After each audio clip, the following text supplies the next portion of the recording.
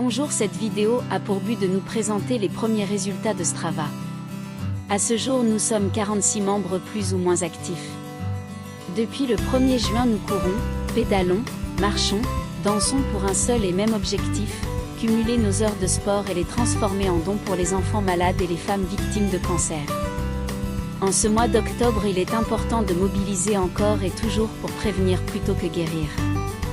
Dans les prochains jours, nous allons mettre en place une nouvelle technique de recueil de données pour essayer de faire encore mieux.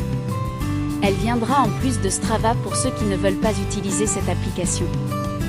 Dans notre fichier Excel de données, nous pouvons voir qu'aujourd'hui 687 activités sont remontées par l'application. Elles représentent près de 794 heures de sport.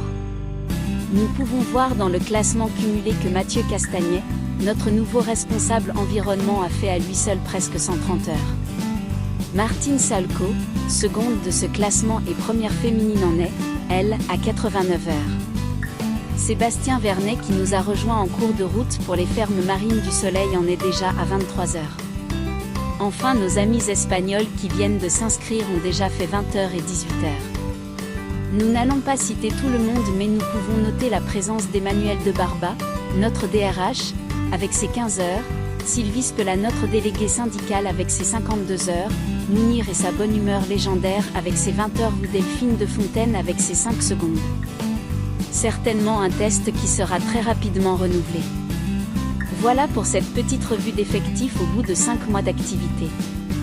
Continuons à nous mobiliser et parlons autour de nous, à nos collègues de cette belle initiative.